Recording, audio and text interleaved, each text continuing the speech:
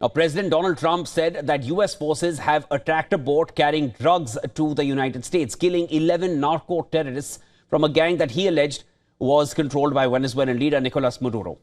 Trump posted a video online of an open-top speedboat carrying a number of people before it exploded in a ball of flames. Trump had initially announced at the White House that U.S. forces had shot out a boat, a drug-carrying boat, lots of drugs in that boat, without giving details.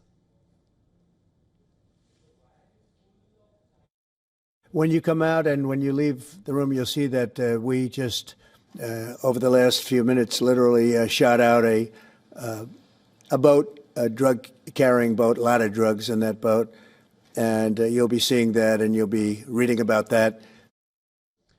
He later posted a statement about the strike on his Truth Social network, along with the black and white video of the exploding boat. And this is what Trump said: On my orders, U.S. military forces conducted a kinetic strike against positively identified Tren de Aragua narco-terrorists. The strike occurred while the terrorists were at sea in international waters transporting illegal narcotics heading to the U.S. The strike resulted in 11 terrorists killed in action. Now, the U.S. president went on to allege that Tren de Aragua, a Venezuelan group he has frequently referred to as part of his crackdown on undocumented migration, was operating under the control of Nicolas Maduro. The U.S. designated the gang a terrorist organization earlier this year. UN Secretary of State Marco Rubio also vowed to keep using the full might of the United States to eradicate drug cartels. As he left for a visit to Mexico, Rubio told reporters that full might of the U.S. will be used against these cartels. However, he did confirm that these drugs were heading to the U.S. These particular drugs were probably headed to Trinidad or some other country in the Caribbean, at which point they just contribute to the instability these countries are facing. So the president's been very clear that he's going to use the full power of America and the full might of the United States to take on and eradicate these drug cartels, no matter where they're operating from and no matter how long they've been able to act with impunity. Those days are over.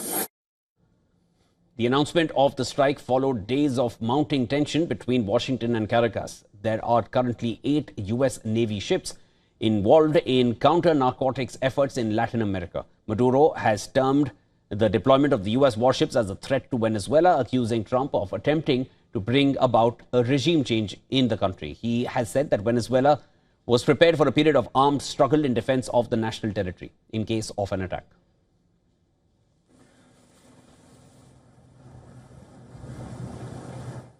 And there's more on this from our correspondent Susan Tehrani, who sends us this report.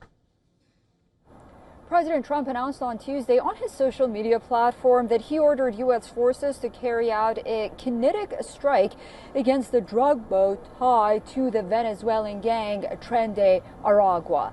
He said the vessel operating in international waters and transporting narcotics towards the United States was destroyed, killing 11 alleged narco-terrorists. Trump even shared a video of the strike after teasing the move earlier during an Oval Office event. The Pentagon later confirmed that it was a precision strike on a designated drug trafficking vessel. This comes as the U.S. boosts its naval presence in the Caribbean, assigning 8 Navy ships to Southern Command to counter drug cartels. Susan Tehrani reporting from New York for WION World as well.